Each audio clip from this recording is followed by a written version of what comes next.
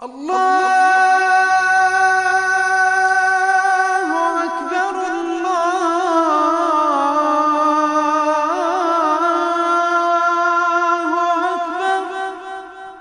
نقش دیوار و مینار تیری عظمت کا پتہ دیتے ہیں۔ بھارت کے جنوبی شہر حیدرآباد کے مرکز میں واقع یہ مسجد فن تعمیر کا ایک بہترین نمونہ ہے۔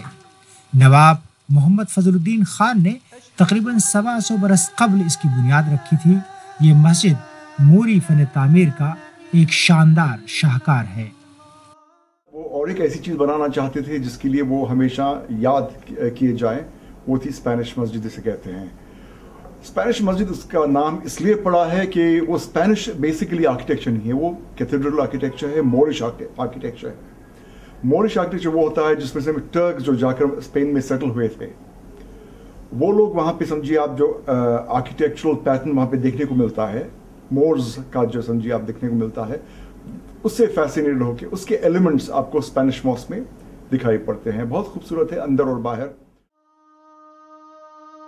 منفرد انداز کی اس عمارت میں یورپ کے گرجا گھروں اور عربی مساجد کے فن تعمیر کا ایک انوکھا امتزاج پایا جاتا ہے۔ فن تعمیر کے ماہرین کے مطابق یہ عمارت اسپینی طرز تعمیر سے بڑی حد تک مشابہت رکھتی ہے اور اسپینی و موری طرز تعمیر کی ایک بہترین مثال ہے۔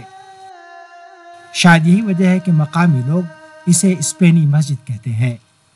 باور کیا جاتا ہے کہ نواب فضل الدین خان دورہ اسپین میں تاریخی مسجد قرطبہ سے بہت متاثر ہوئے اور واپس آ کر ہسپانوی طرز تعمیر کی مسجد بنانے کا آغاز کیا۔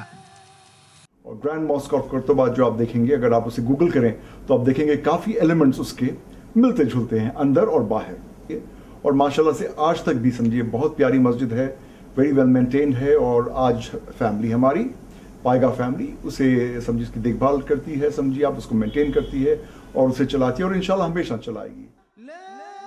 چنانچہ مسجد کے اندرونی حصے میں مسجد قرطبہ کے تعمیری نقوش کی جھلک پائی جاتی ہے۔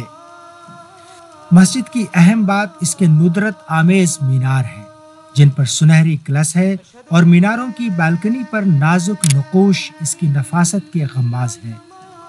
منفرد انداز کا گنبد بھی مسجد کی خوبصورتی کو دوبالا کرتا ہے۔